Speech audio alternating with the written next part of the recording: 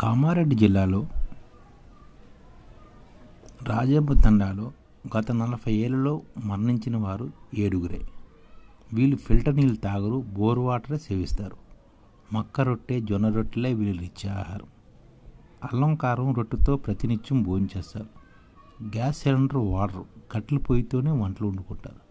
సగటు జీవితకాలం 90 సంవత్సరాలు. సేంద్రియ కూరగాయల వీరి ఆహారం.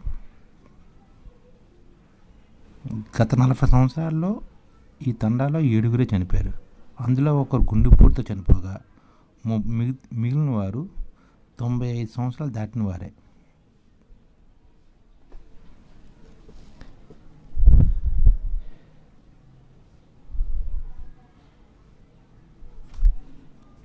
యాభై ఏళ్ల క్రితం రెడ్డిపేట నుంచి మొదట వచ్చిన 30 కుటుంబాలు గుడిసెలు వేసుకుని వ్యవసాయం ప్రారంభించి ప్రస్తుతం 90 కుటుంబాలుగా ఈ తండాలో ఉన్నారు. వీరు మొత్తం 480 మంది జనాభా. ఇక్కడ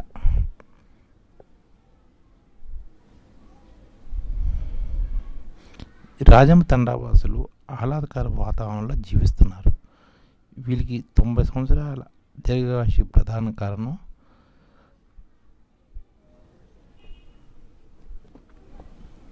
కామారెడ్డి జిల్లా రామారెడ్డి నుంచి నిజామాబాద్ వెళ్ళే డోనకల్ రహదారిలో రాజంప తండా 50 సంవత్సరాల క్రితం ఏర్పడింది. రెడ్డిపేట నుంచి బొక్క గంగావత్ వర్గాలకు చెందిన 30 కుటుంబాలు వచ్చి రాజంప తండాలో స్థిర నివాసం ఏర్పరచుకుని వ్యవసాయం చేసుకుంటున్నారు. మొదట్లో గుడిసెలు వేసుకుని తండావాసులు అటవీ ఉత్పత్తుల మధ్య, పచ్చని పొలాల మధ్య ప్రశాంత వాతావరణంలో గడిపేవారు.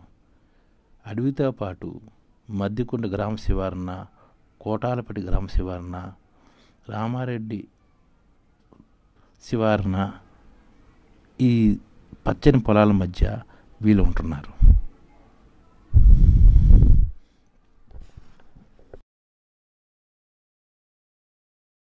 ఈ ఛానల్ ముఖ్య ఉద్దేశం ఏంటంటే, మన తెలుగు రాష్ట్రాల్లో 1 కోటి మందికి సంఘటిత రంగాల్లో ఏ విధంగా ఉద్యోగాలు ఇవ్వవచ్చు, కనీస నెల జీతం 30,000 వరకు ఏ విధంగా ఇవ్వవచ్చు, ఏ విధంగా చేస్తే ఉద్యోగాలు సృష్టించబడతాయో వివరిస్తూ ఈ ఛానల్ వీడియోలు వస్తాయి.